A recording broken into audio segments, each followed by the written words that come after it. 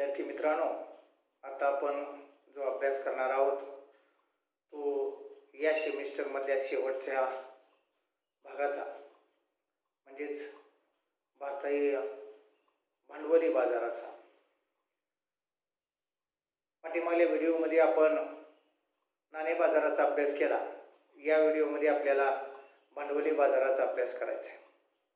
वास्तविकता कोणत्याही देशाच्या आर्थिक असेल, औद्योगिक विकास असेल, याच्यासाठी नाणे बाजार आणि भांडवली बाजाराचा विकास हा सगळ्यात महत्त्वाचा असतो, कारण त्याच्यावरतीच औद्योगिक विकास आणि आर्थिक विकास अवलंबून असतो. आणि त्यामुळं आपल्याकडे बघितलं की भारतीय नाणे बाजार हा फारसा विकसित झालेला नाही आहे. तिची अनेक कारणं, त्याचा असणारा दोन घटकामध्ये किंवा दोन क्षेत्रामध्ये असणारी विभागणी, भिन्न व्याजदरता, त्याचबरोबर हुंडी बाजाराचा अपुरा विकास, बँकांची अपुरा सुविधा किंवा अपुरा विकास, या गोष्टी आपल्याला प्रकर्षानं जाणवतात. आणि म्हणून औद्योगिक क्षेत्राला दुसरा जर कोणता सगळ्यात मोठा हातभार असेल तर या भांडवली बाजाराचा असलेला आपल्याला दिसतो. आणि म्हणून भांडवली बाजाराची असणारी रचना असेल, भूमिका असेल, याचा आपल्याला आढावा घ्यायचा आहे. एकंदरीत आपण जर बघितलं की ज्या संस्था दीर्घकालीन कर्ज पुरवठा करतात, अशा संस्थांचा समावेश जो आहे तो भांडवली बाजारामध्ये होत असलेला आपल्याला दिसतो. आणि म्हणून भांडवली बाजार म्हणजे असा बाजार की ज्यामध्ये मध्यमकालीन व दीर्घकालीन गुंतवणुकीसाठी आपल्याला की कर्ज पुरवठा उपलब्ध केला जातो किंवा त्या माध्यमातून कर्ज पुरवठा दिला जातो. त्यामुळं या कार्यरत असणारा जो दीर्घकालीन निधी आहे, हा निधी आपल्याला असं दिसेल की या औद्योगिक क्षेत्रासाठी उपलब्ध करून देण्याचा जो मार्ग आहे तो मार्ग म्हणजेच भांडवली बाजार असलेला आपल्याला दिसतो. त्यामुळे याच्यामध्ये अल्पकालीन व्यवहार होत नाहीत. एक गोष्ट आपण प्रकर्षानं विचारात घेतली पाहिजे की मध्यमकालीन आणि दीर्घकालीन अशा प्रकारच्या असणाऱ्या कर्ज पुरवठ्याचा किंवा वित्त पुरवठ्याचा समावेश जो आहे तो भांडवली बाजारामध्ये होत असलेला आपल्याला दिसतो. मग 5 वर्ष, 10 वर्ष, 15 वर्ष, 20 वर्ष अशा प्रकारच्या असणाऱ्या गुंतवणुका किंवा अशा प्रकारच्या निधीची उपलब्धता इतक्या वर्षासाठी आपल्याला असं दिसेल की भांडवली बाजारातून केली जात असलेला आपल्याला दिसते. त्याचबरोबर हा निधी जो आहे तो आपल्याला असं दिसून येईल की व्यापारी बँका असतील किंवा बँकेतर वित्तीय संस्था असतील यांच्या माध्यमातून दिला जातोच. त्याचबरोबर आपल्याला असं दिसून की शेअर्स असतील, कर्ज रोखे असतील, बॉन्ड्स असतील, यांच्या माध्यमातूनही दिला जात असलेला आपल्याला दिसतो. आणि ह्या निधी कशासाठी लागतो तर आपल्याला असं दिसेल की यंत्रसामुग्रीची खरेदी असेल, यंत्र उभारणी असेल किंवा आपल्याला असं दिसेल की पूल बांधणे असेल, धरणं बांधणे असेल, यासाठी सरकारला किंवा आपल्याला असं दिसून येईल की खाजगी उद्योजकांना या निधीची अत्यंत गरज असते. आणि म्हणून भांडवली बाजार हा आवश्यक असलेला आपल्याला दिसतो. त्याच्यामध्ये दोन बाजूमध्ये आपल्याला असं दिसून की भांडवली बाजारामध्ये जी भांडवलाची मागणी करतात असे उद्योजक असतील, व्यावसायिक असतील, व्यापारी असतील, आपल्याला असं दिसून की हे कर्जाऊ निधी जे आहेत, हे कर्जाऊ निधी किंवा भांडवल जे आहे ते पुरवत असलेले आपल्याला दिसतात. त्यामुळं त्याचा जो रचना आहे भारतीय भांडवली बाजाराची, ती जर आपण बघितली तर आपल्याला असं दिसून येतं की त्याच्यामध्ये 4 प्रकार पडत असलेले आपल्याला दिसतात. एक सरकारी किंवा सरकारी प्रतिभूती बाजार, दुसरा औद्योगिक प्रतिभूती बाजार आणि तिसरा आपण जर बघितलं तर विकास प्रतिभूती बाजार आणि वित्तीय मध्यस्थ संस्था. अशा 4 असणाऱ्या घटकांचा त्याच्यामध्ये समावेश होतो. It is the structures of the capital market. म्हणजे एक सरकारी असणाऱ्या प्रतिभूती बाजार असेल, औद्योगिक प्रतिभूती बाजार असेल, विकास प्रतिभूती बाजार असेल किंवा वित्तीय मध्यस्थ संस्था असतील. आणि त्यामुळं सरकारी प्रतिभूती बाजारामध्ये आपण जर बघितलं तर आपल्याला असं दिसून येतं की याच्यामध्ये ट्रेझरी बिल्स असतील, कर्ज रोखे असतील, बॉन्ड्स असतील, यांची खरेदी विक्री केली जाते. यांच्या माध्यमातून भांडवल हे निर्माण केलं जात असलेलं आपल्याला दिसतं. त्यामुळं सरकारी प्रतिभूतीमधील गुंतवणूक जी आहे ती कमी उत्पन्न देणारी जरी असली तरी सुरक्षित असते. म्हणजे याच्यामध्ये गुंतवणूक करताना सरकारी बॉन्ड्समध्ये असतील, सरकारी कर्ज रोख्यामध्ये असतील किंवा सरकारी आपल्याला असं दिसून की ट्रेझरी बिलामध्ये असतील, याच्यामध्ये जरी गुंतवणूक आपल्याला असं दिसून की जी केली जाते त्याच्यातून मिळणारे रिटर्न्स जरी अल्प असले तरी सुरक्षितता मात्र 100% असलेले आपल्याला दिसते. आणि म्हणून या व्यवहारामध्ये भारतीय रिझर्व्ह बँक, व्यापारी बँका, बँकेतर वित्तीय मध्यस्थ संस्था, त्याच्यामध्ये बँकेतर वित्तीय मध्यस्थ संस्था म्हणजे काय तर ज्या बँकासारखं काम करतात पण बँका नसतात. उदाहरणार्थ LIC आहे, IDBI आहे, ICICI आहे, त्याचबरोबर आपल्याला असं दिसून की GIC आहे, प्रॉव्हिडंट फंड आहे, इत्यादीचा समावेश जो आहे तो बँकेतर वित्तीय मध्यस्थ संस्थांच्यामध्ये होत असतो. आणि हे सगळं करत असताना भारतीय रिझर्व्ह बँक जी आहे ती अतिशय महत्त्वपूर्ण भूमिका जी आहे ती बजावत असलेली आपल्याला दिसते. 1991 नंतर मुक्त अर्थव्यवस्थेचं धोरण स्वीकारल्यानंतर आपण जर बघितलं तर सरकारी प्रतिभूतीमध्ये जी गुंतवणूक आहे त्या गुंतवणुका वाढत गेलेल्या आपल्याला चित्र दिसतं. औद्योगिक प्रतिभूती बाजाराचाही आपल्याला विचार करायचा. याच्यामध्ये नवीन आणि जुन्या आपल्याला असं दिसून की भाग भांडवल, कर्जरोखे यांच्यामध्ये गुंतवणूक करतो आणि या बाजाराची प्राथमिक आणि दुय्यम बाजार अशी 2 गटात विभागणी केली जाते. आता प्राथमिक गटामध्ये विभागणी करत असताना आपल्याला दिसून येते की नवीन रोखे बाजार म्हणजे संयुक्त भांडवली संस्था आपलं जे भाग भांडवल आहे, कर्ज रोखे विक्रीस काढत असलेले आपल्याला दिसतात आणि त्याच्यातून प्राथमिक रोखे सुद्धा आपल्याला असं दिसून की निर्माण होत असतात किंवा ते विक्रीला काढत असलेले आपल्याला दिसतात. यामध्ये गुंतवणूक करणारी जी व्यक्ती आहे किंवा संस्था आहे याच्याकडून प्रत्यक्ष भांडवल किंवा कर्जरोखे मिळावे म्हणून अर्ज केला जात असलेला आपल्याला दिसतो आणि त्यानंतर रोखे बाजारात नोंदणी होते आणि शेअर बाजारात ते विकले जातात. म्हणजे आपल्याला असं दिसून येईल की नवीन जेव्हा लिस्टिंग होत असतं त्यावेळी तुम्ही अशा प्रकारची नोंदणी करू शकता आणि शेअर बाजारामध्ये ते विकले जात असलेले आपल्याला दिसतं. बँकेतर वित्तीय मध्यस्थ संस्था जी आहे दुय्यम रोखे बाजारामध्ये आपण जर बघितलं तर कर्जरोख्या कंपन्यांनी किंवा वित्तीय संस्थांनी आधी विकलेली आहेत त्या दरानुसार खरेदी विक्री केली जाते. म्हणजे यांनी जर आधीच विकले गेलेले असतील तर आपल्याला असं दिसून येईल किंवा जुने किंवा आपल्याला असं दिसून येईल की कंपन्यांनी जे कर्जरोखे आपल्या जवळचे आहेत ते जर आधीच विकले असतील तर आपल्याला असं दिसून येईल की त्याची खरेदी विक्री ही दुय्यम बाजारामध्ये केली जाते. गुंतवणूकदारांना रोखता मिळते. त्याचबरोबर नवीन गुंतवणुकीची हमी त्यांना मिळत असलेली गुंतवणूकदारांना दिसते. एकंदरीत वित्तीय संस्था जी आहेत बँकेतर वित्तीय संस्था सुद्धा औद्योगिक विकासामध्ये आता हे क्षेत्र जर भांडवली क्षेत्र आपण विचारात घेतलं विद्यार्थी मित्रांनो तर एक प्रकर्षाने गोष्ट अशी आपल्याला दिसते की औद्योगिक क्षेत्राच्या विकासाला किंवा सेवा क्षेत्राच्या विकासाला हे अत्यंत मदत करतं, अत्यंत निधी उपलब्ध करून देत असलेला आपल्याला दिसतो. आणि त्यामुळं भारतामध्ये जशा बँका अस्तित्वात आल्या तशा बँकेतर वित्तीय मध्यस्थ संस्था सुद्धा अस्तित्वात आल्या की ज्या या खाजगी विभागातील खाजगी उद्योगांना मध्यम आणि दीर्घकालीन स्वरूपाचा वित्त पुरवठा करत असलेला आपल्याला दिसतात. याच्यामध्ये आपण जर बघितलं तर IFC आहे म्हणजे industrial finance corporation of India जी आहे की ज्याची स्थापना 1948 मध्ये केली. त्याचबरोबर इन्व्हेस्टमेंट क्रेडिट आणि इन्व्हेस्टमेंट कॉर्पोरेशन्स ऑफ इंडिया आहे की ज्याला आपण ICICI म्हणतो, त्याची स्थापना 1955 मध्ये केली. Industrial development bank of India जी आहे त्याची स्थापना आपण जर बघितलं तर 1964 मध्ये केली म्हणजे IDBIची. त्याची शाखा एक आपल्या गुहागरमध्ये सुद्धा असलेले आपल्याला दिसते. म्हणजे एकंदरीत आपण जर बघितलं तर अशा ज्या संस्था आहेत त्या संस्था औद्योगिक क्षेत्रासाठी मध्यम आणि दीर्घकालीन वित्त पुरवठा करत असलेल्या आपल्याला दिसतात. आणि त्यामुळं स्मॉल आपल्याला असं दिसून येईल की फायनान्स कंपन्यासुद्धा याच्यामध्ये येतात. त्याचबरोबर स्टेट फायनान्स कॉर्पोरेशनचा याच्यामध्ये समावेश होतो, स्टेट इंडस्ट्रियल कॉर्पोरेशनचा याच्यामध्ये समावेश होतो.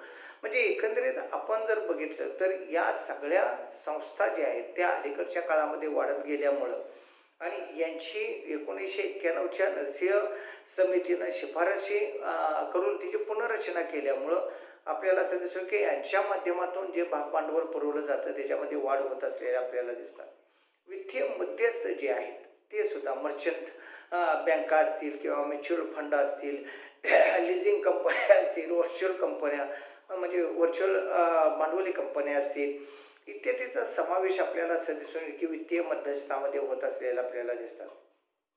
या मस्ती गोळा करणे व भांडवले आपल्याला असं दिसून येईल की उद्योग व्यवसायांना भांडवल पुरवठा करत असलेला आपल्याला दिसतात आणि दीर्घकालीन भांडवल पुरवठा करतात. म्हणजे एकंदरीत आपण जर बघितलं तर आपल्याला असं दिसून येईल की या वित्तीय संस्था ज्या आहेत आता आपण बघितलं की म्युच्युअल फंडासारखा असेल किंवा तुम्ही जर बघितलं तर मर्चंट बँकासारखे असतील किंवा लिझिंग कंपन्यासारख्या असतील म्हणजे या ज्या आहेत त्या आपल्याला असं दिसून येईल की बचत गोळा करतात आणि या बचत जी आहे ते आपल्याला असं दिसून येईल की या औद्योगिक किंवा प्रगत क्षेत्राच्या विकासासाठी उपलब्ध करून देत असलेल्या आपल्याला दिसतात.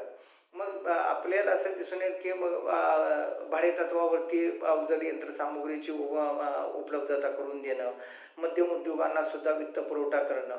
म्हणजे एकंदरीत आपण जर बघितलं तर म्युच्युअल फंडाच्या माध्यमातून हा निधी गोळा केला जातो आणि भाग भांडवल उद्योगाच्या विकासासाठी पुरवला जातो. यासाठी नवीन संकल्पना, नवीन तंत्राचा अवलंब या साठी भांडवल पुरवलं जात असलेलं आपल्याला दिसतं. म्हणजे नवीन नवीन गोष्टी सातत्यानं घडल्या जाव्यात आणि त्यांनाही कुठेतरी वित्तपुरवठा निर्माण व्हावा या दृष्टिकोनातून प्रयत्न केले जात असलेले आपल्याला दिसतात. प्राथमिक व दुय्यम बाजार जो आहे त्याच्यामध्ये आपण जर बघितलं तर प्राथमिक आणि बाजारामध्ये नवीन भांडवल विक्रीसाठी आलेले आपल्याला असं दिसून येतं की भाग भांडवल व कर्जरोख्यांचा बाजार असं म्हटलं जातं. म्हणजे नवीनच एखाद्या लिस्टिंगमध्ये येत असेल तर असं नवीन भांडवल विक्रीसाठी आणलेलं भाग भांडवल व कर्जरोख्यांचा समावेश होत असलेला आपल्याला दिसतो. याच्यामध्ये प्राधान्य भाग भांडवल असतं, कर्जरोखे, कंपन्यांच्या ठेवी, तर कर्ज, सरकार व सेमी गव्हर्नमेंट आपण ज्याला म्हणतो याचा आपल्याला स्थानिक स्वराज्य संस्था तसेच सार्वजनिक क्षेत्रासाठी उद्योगासाठी भांडवल उभारणी जी आहे ती प्राथमिक बाजारामधून केली जात असलेली आपल्याला दिसते. मग एका बाजूनं प्राथमिक बाजारासाठी सुद्धा आपण जर बघितलं तर भाग भांडवल विक्री केली जात असलेली आपल्याला दिसते आणि कर्जावर रक्कम बाजार दोन भाग आहेत. हे म्हणजे नवीन भाग भांडवल उभारणी केली जाते, प्राधान्य भाग असेल, म्युच्युअल फंड्स असेल, भारतातून परदेशातून आपल्याला असं दिसून की असं जे भांडवल आहे त्याची उभारणी केली जाते. त्याचबरोबर कर्जावर रक्कम बाजार सुद्धा असलेला आपल्याला दिसतो. म्हणजे मुदत ठेवी असतील, बॉन्ड्स असतील, कर्जरोखे, परिवर्तनीय व अपरिवर्तनीय कर्जरोखे च्या आधारावरती कर्ज उभारणी केली जात असलेली आपल्याला दिसते. म्हणजे या प्रकारचा निधी जो आहे की ज्या व्यक्तींना निश्चित उत्पन्न हवे असते, कोणत्याही प्रकारचा धोका या भांडवली बाजारातला स्वीकारायचा नसतो, अशा गुंतवणूकदारांना आपल्याला असं दिसून येईल की कर्जावर रक्कम बाजार जो आहे तो फायदेशीर ठरत असलेला आपल्याला दिसतो. म्हणजे एकंदरीत आपण जर बघितलं तर या प्राथमिक बाजार आणि दुय्यम बाजारामध्ये जो विकास आहे तो विकास घडवण्यासाठीच SEBीची स्थापना केली गेलेली आपल्याला दिसते. Security exchange board of India हे स्थापन केलेलं आपल्याला दिसतं. मग भांडवली बाजारामधले जे घटक आहेत ते आपल्याला असं दिसून येईल की संयुक्त भांडवली संस्था, कंपन्या या भांडवली बाजाराच्या प्राथमिक आणि दुय्यम रोखे बाजार असे दोन भाग असल्याचे आपण अभ्यासलेले आहे. म्हणजे एकंदरीत आपण जर बघितलं तर अलीकडच्या काळामध्ये या भांडवली बाजाराचा विकास जो आहे तो होत असलेला आपल्याला दिसतो आणि त्याच्या माध्यमातून मग मुंबई स्टॉक एक्सचेंज असेल, नॅशनल स्टॉक एक्सचेंज असेल, याच्या माध्यमातून शेअर्स असतील याची विक्री केली जात असलेली आपल्याला दिसते. त्यामुळं शेअरच्या माध्यमातून विक्री करून भाग भांडवल मोठ्या स्वरूपात निर्माण केलं जातं. आता नॅशनल स्टॉक एक्सचेंज जो आहे NSE आपण ज्याला म्हणतो, ह्या नॅशनल स्टॉक एक्सचेंजमधून आपल्याला असं दिसेल की देश पातळीवरचा असणारा निधी, आता दोन्हीमध्ये देश पातळीवरचा निधी दोन्हीमध्ये कुठेही तुम्ही BSEमध्ये गुंतवणूक करू शकता, NSEमध्ये गुंतवणूक करू शकता. म्हणजे जिथं ज्या कंपनीने लिस्टिंग केलेलं आहे, नोंदणी केलेली आहे, त्या शेअर बाजारामध्ये ते जे शेअर्स जे आहेत ते विक्रीला आणले जात असलेले आपल्याला दिसतात. आणि म्हणून भारत सरकारनं 3 जानेवारी 1994ला NSEची स्थापना केली गेलेली आपल्याला दिसते. आणि या माध्यमातून उद्योगधंद्यांच्यासाठी आपण जर बघितलं तर दीर्घकालीन निधी निर्माण केला. आता या भांडवली बाजाराचा जी वाढ आहे ती वाढ होण्यास काही घटक सुद्धा कारणीभूत ठरले. आपण बघितलेलं आहे की 1991ला आपण जलद आर्थिक विकासाचं जे धोरण आहे हे धोरण राबवलेलं आपल्याला दिसतं आणि त्यामुळं या धोरणाच्या माध्यमातून जास्तीत जास्त निधी उपलब्ध करून देणं आणि प्रत्येक क्षेत्रात, मग प्राथमिक असो, द्वितीय असो किंवा तृतीय असो, या तिन्ही क्षेत्रामध्ये जास्तीत जास्त विकास कशा पद्धतीनं घडून येईल या दृष्टिकोनातून पावलं टाकलेले आपल्याला दिसतात. आणि म्हणून याच्यामध्येच भांडवली बाजाराच्या विकासाची सुद्धा पावलं उचलली, अनेक सवलती त्यांना जाहीर केला आणि भांडवली बाजारातील गुंतवणुकीसाठी एक अनुकूल परिस्थिती आपण ज्याला म्हणतो की निर्माण केलेली आपल्याला दिसते. यासाठी विशेष संस्थांची म्हणजे विशेष वित्तीय संस्थांची स्थापना केलेली आपल्याला दिसते. जसं आपण पाठीमागं बघितलं की इंडस्ट्रियल फायनान्स कॉर्पोरेशन जे आहे ते 1948ला स्थापन केलं. म्हणजे औद्योगिक आपल्याला असं दिसून येईल की वित्तीय महामंडळ जे आहे तिची स्थापना केलेली आपल्याला दिसते. 1964ला आपण जर बघितलं तर IDBIची स्थापना केलेली दिसते, industrial bank development bank of India. IDBI अस्तित्वात आणलेली आपल्याला दिसते. युनिट ट्रस्ट ऑफ इंडियाची स्थापना आपल्याला असं दिसेल की 1964लाच केली. म्हणजे एकंदरीत आपण जर बघितलं तर 1991 नंतर सेबीनं सुद्धा आपल्याला असं दिसेल की प्रगती केली, कारण 1992मध्ये सेबी अस्तित्वात आली आणि हा एक स्वतंत्र भांडवली बाजाराचा घटक जो आहे तो सेबीला हाताळण्यासाठी सुपूर्द केला गेला, कारण त्याच्यावरती सेबीचं परिपूर्ण नियंत्रण ठेवण्यात आलं. जसं आपण बघतो आहे की नाणे बाजारामधलं जे नियंत्रण आहे ते नियंत्रण मध्यवर्ती बँके म्हणजे रिझर्व्ह बँक ऑफ इंडियाच्या माध्यमातून होतं आणि इतर जे नियंत्रण आहे ते सेबीच्या माध्यमातून होत असलेलं आपल्याला दिसतं. कायदेशीर आपल्याला दिसून की तरतुदी केल्या जात असलेल्या आपल्याला दिसतात. म्हणजे 1947लाच कंपनीच्या भागभांडवलात गुंतवणूक करणाऱ्या गुंतवणूकदारांच्या हिताचं रक्षण व्हावं म्हणून आपल्याला असं दिसून की भांडवल नियंत्रण कायदा भारतामध्ये करण्यात आला.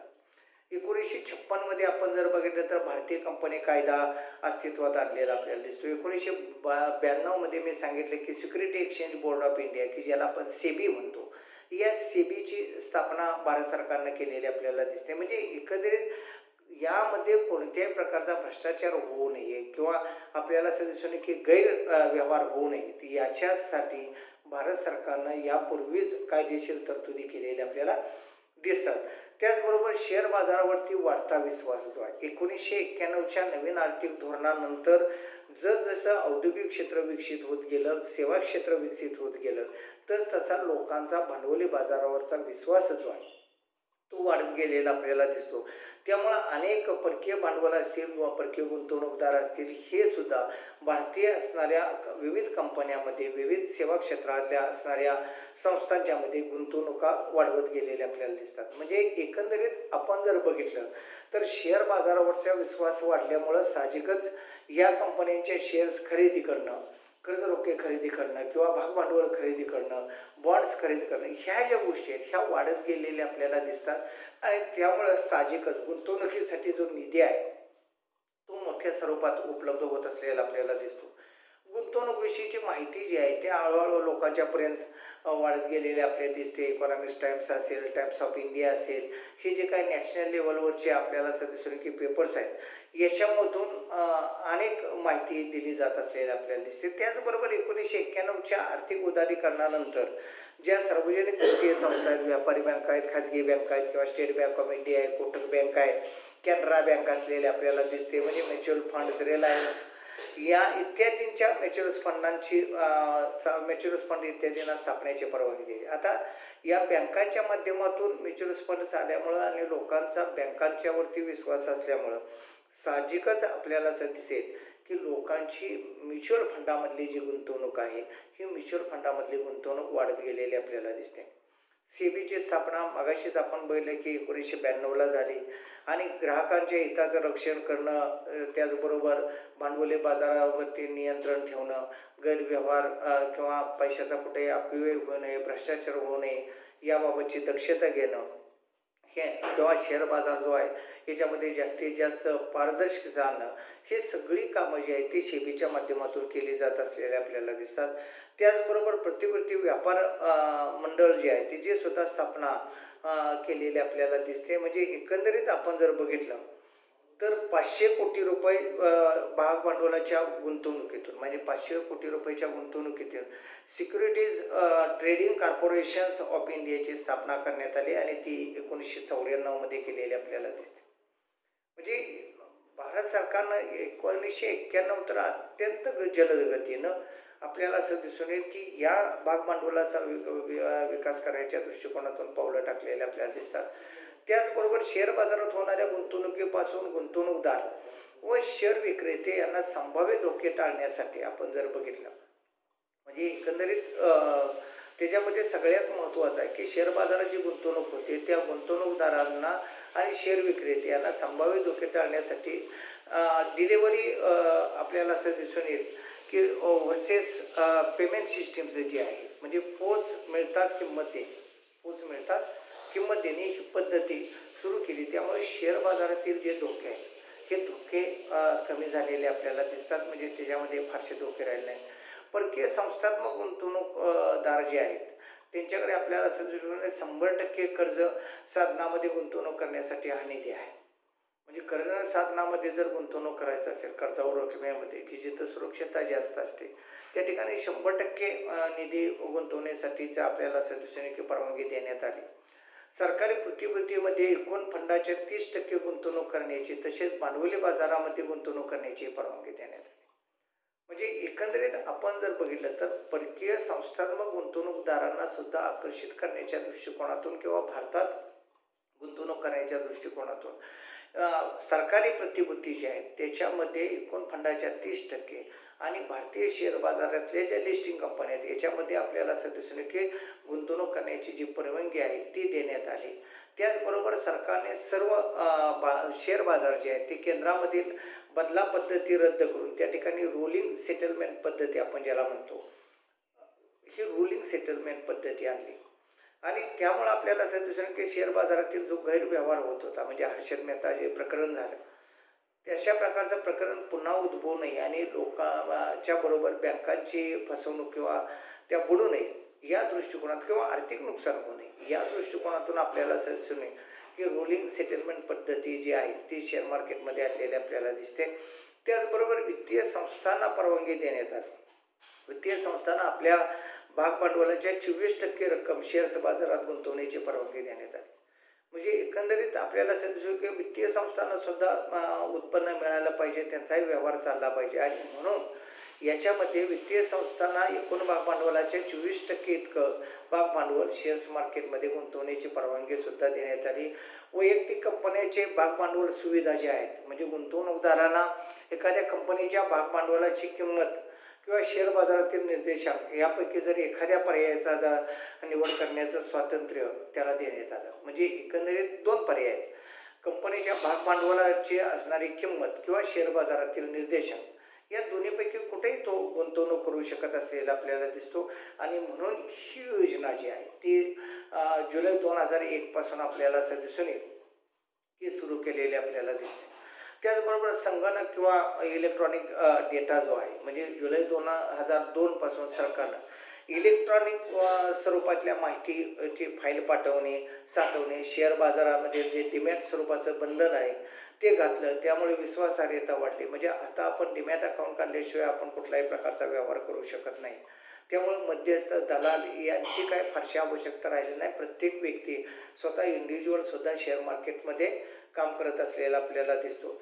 म्हणजे एकंदरीत आपण जर बघितलं मग रोलिंग सेटलमेंट असेल किंवा भाग भांडवलाला अधिक स्वरूपाचा रोख भांडवलाचा दर्जा असेल याच्यामध्ये वाढ होत गेलेले आपल्याला दिसतात. आणि सगळ्यात महत्त्वाचं आपण जर बघितलं तर कंपनीचं माहितीपत्रक जे आहे मग त्याचं भाग भांडवल किती आहे किंवा कर्जावर स्वरूप कसं आहे त्याचं असणारी आर्थिक उलाढाल कशी आहे याचं माहितीपत्रक प्रसिद्ध करावं लागतं. त्याचबरोबर आपण जर बघितलं तर अल्पसंख्याक गुंतवणूकदार जे आहेत त्याच्या हिताचं रक्षण करणं.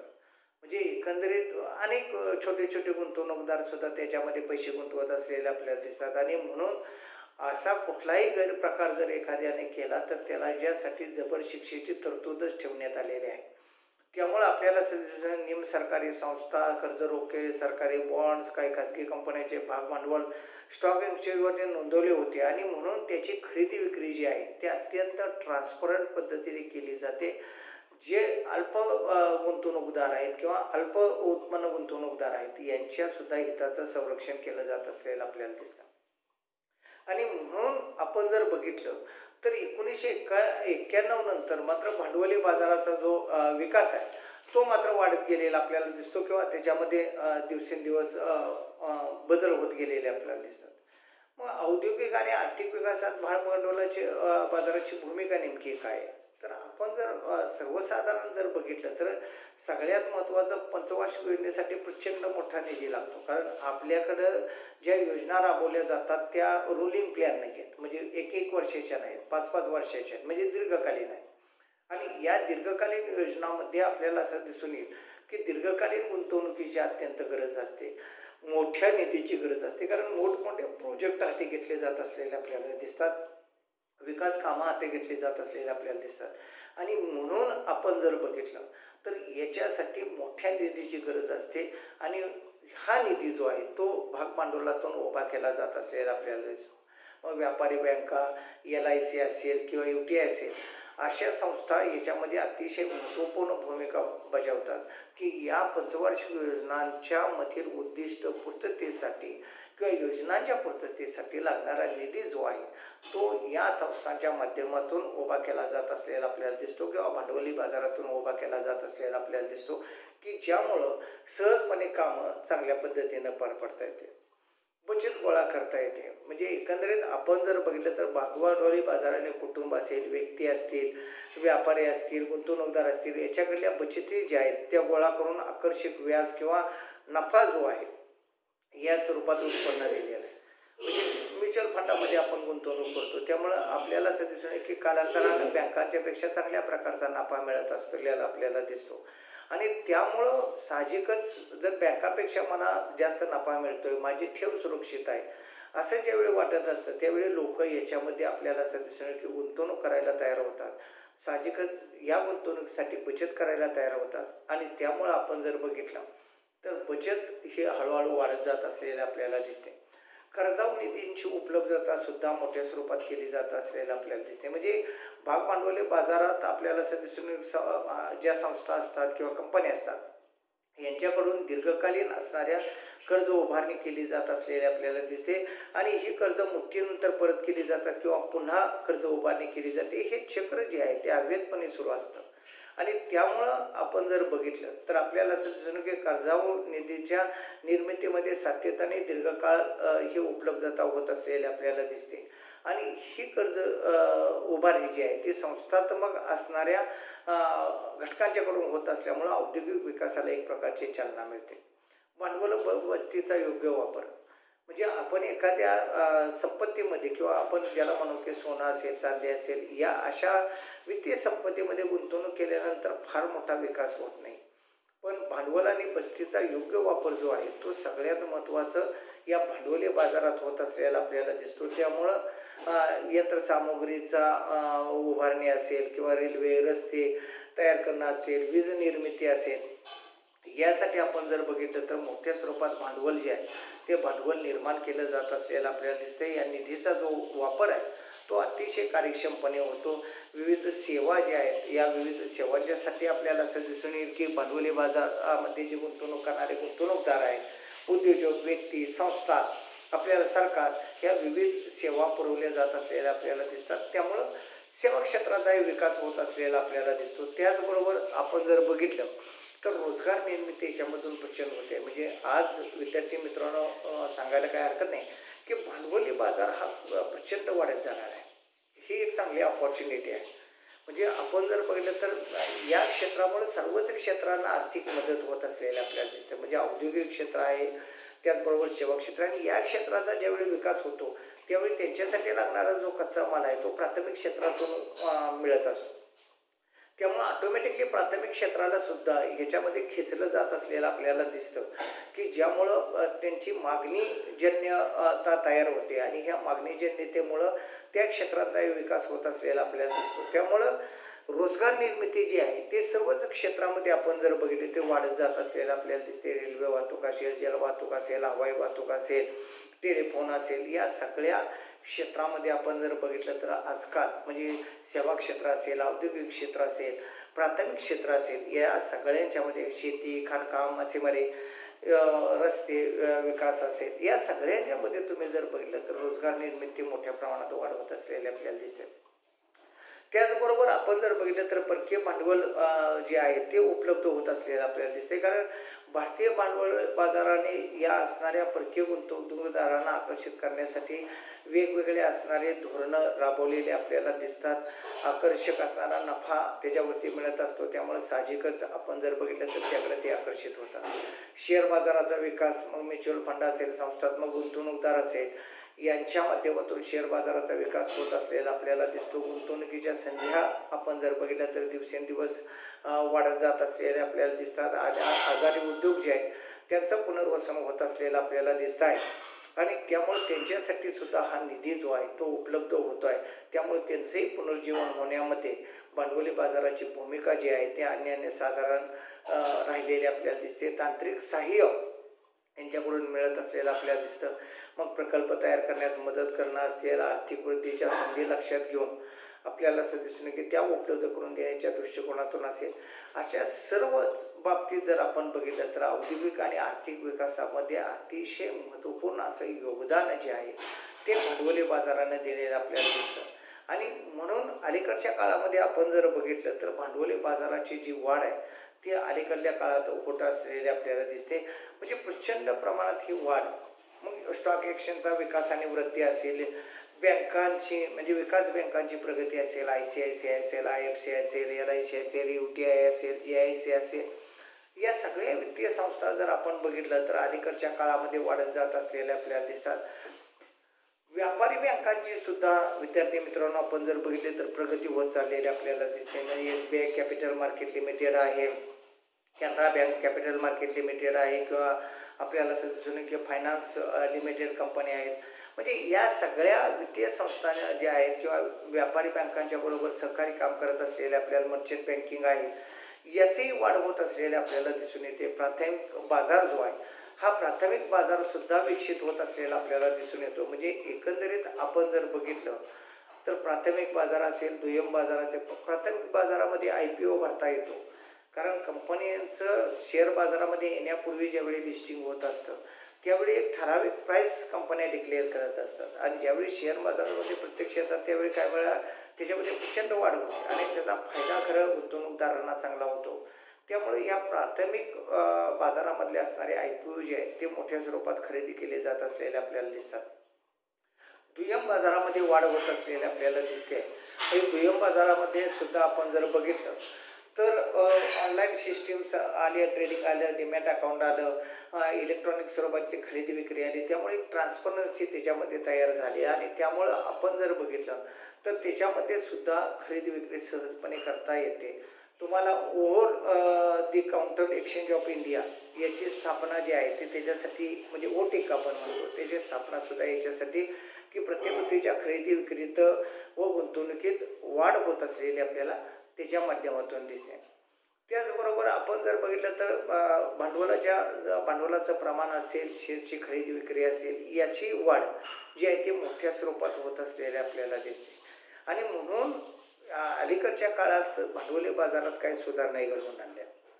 म्हणजे आपण जर बघितलं तर भांडवली निर्गमन नियंत्रण कायदा जो होता तो कायदा रद्द करण्यात आलेला आपल्याला दिसतो. म्हणजे 1947 मध्ये भारतात जर आपल्याला असं दिसून येईल की दी कॅपिटल इश्यू कंट्रोल कायदा जो होता तो अस्तित्वात होता. पण 1991च्या असणाऱ्या नरसिंह समितीने ज्या शिफारशी कॅपिटल मार्केटच्या संदर्भात केल्या त्या शिफारशीमध्ये हा कायदा जो आहे तो रद्द करण्यात आलेला आपल्याला दिसतो. आणि त्याच्याऐवजी SEBIची स्थापना, सिक्युरिटी एक्सचेंज बोर्ड ऑफ इंडियाची स्थापना 1992 मध्ये केली. त्यामुळे सरकारकडून परवानगी न घेता केवळ SEBIकडून मान्यता घेतल्यास सुद्धा भाग भांडवलीमध्ये निधीची उभारणी या कंपन्या करू शकतात. म्हणजे सरकारच्या नियंत्रण जे आहे ते कमी करून त्याच्याऐवजी SEBI हा पर्याय देण्यात आलेला आपल्याला दिसतो. आणि म्हणून SEBIची जी आहे ते 1988 आपल्याला दिसून येते की स्वायत्त मंडळ म्हणून SEBIची स्थापना झाली. पण जानेवारी 1992 मध्ये वैधानिक मंडळ, 88 मध्ये ते स्वायत्त मंडळ होतं, 1992 मध्ये स्वायत्त मंडळ असलेलं म्हणून SEBIची स्वीकृती झालेली आपल्याला दिसतात.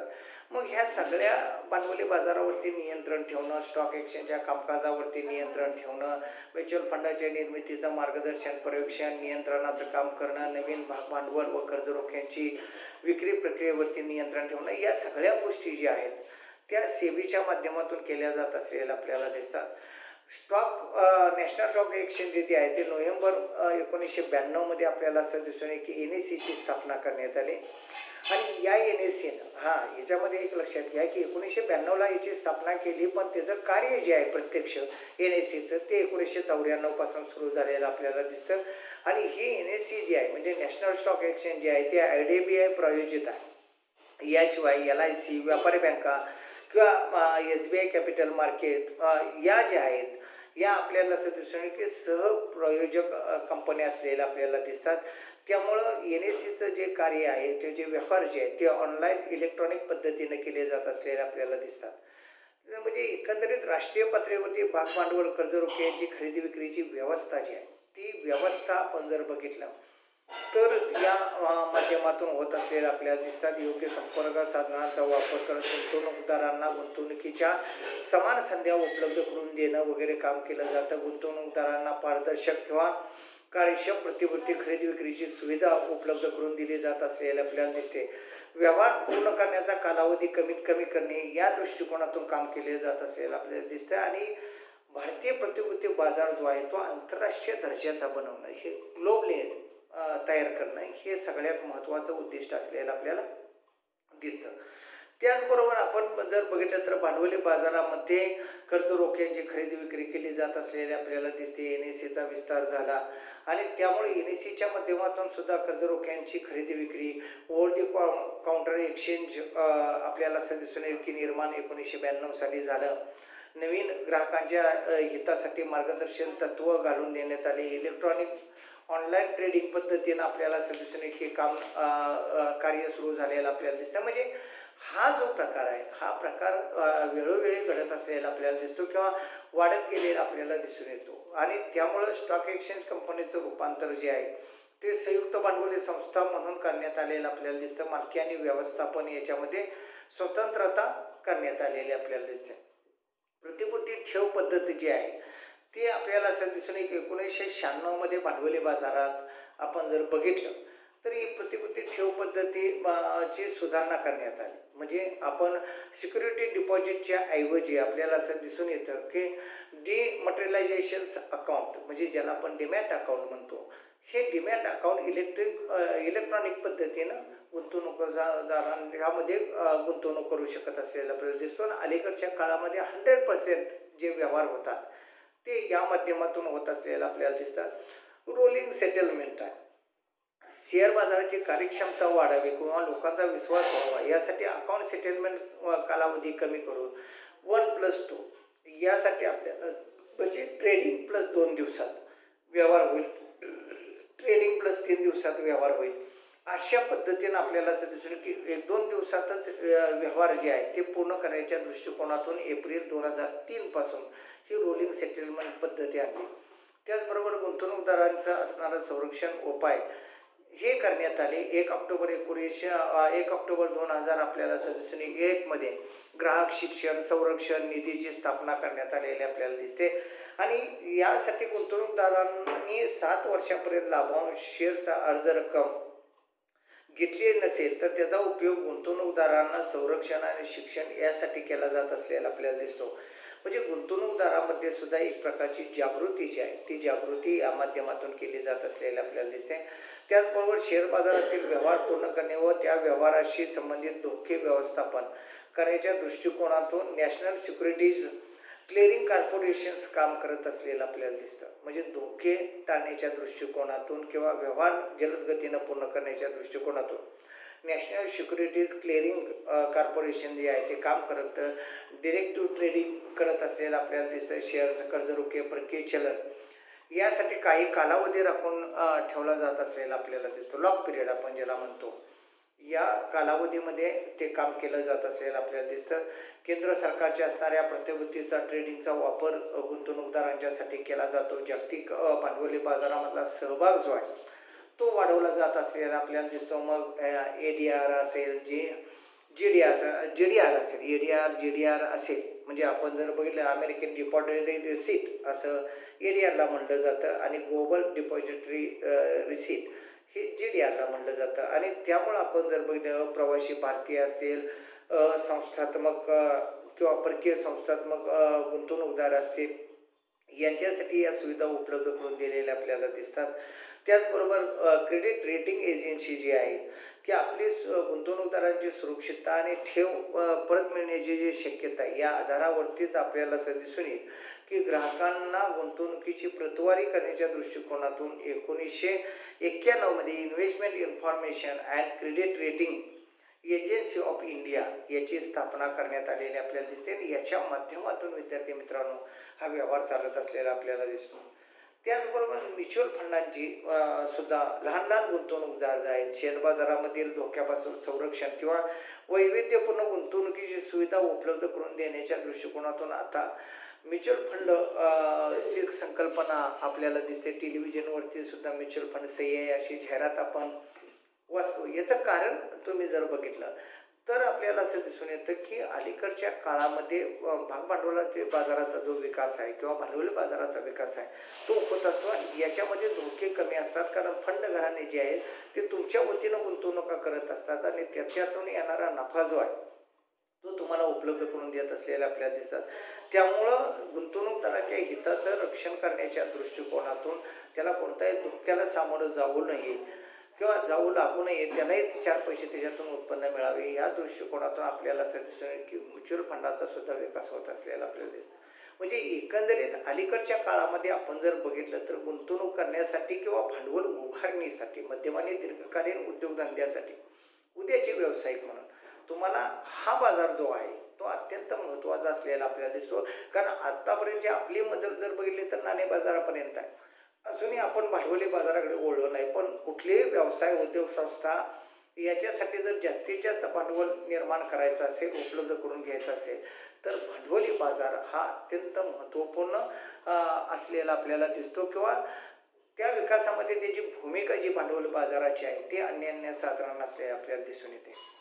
तर सर्व विद्यार्थी मित्रांनो या ठिकाणी आपला सेमिस्टर 5चा जो अभ्यासक्रम आहे तो पूर्णपणे संपलेला आहे.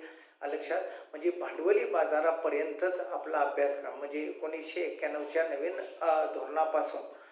आर्थिक धोरणापासून ते भांडवली बाजारापर्यंतचा अभ्यास आहे. नोट्स जे आहेत त्या तुम्हाला व्हॉट्सअपवरती PDF करून दिलेले आहेत. त्याचा चांगल्या पद्धतीनं अभ्यास करा, कारण ऑब्जेक्टिव्ह टाईप परीक्षा यापुढे होणार आहे. मल्टिपल चॉईस म्हणजे जशा पद्धतीने सेमिस्टर 6ची आपण एक्झाम घेतली किंवा ETKTचे मध्ये एक्झाम झाल्या तशा पद्धतीनंच ही परीक्षा होणार आहे. तर ती तयारी तुम्ही करायची आहे का लक्षात. साधारणच्या असणाऱ्या टेंटेटिव्ह डेट ज्या आहेत परीक्षेच्या त्या तुम्हाला व्हॉट्सअप ग्रुपवरती अधिकृतपणे जाहीर केल्या जातील.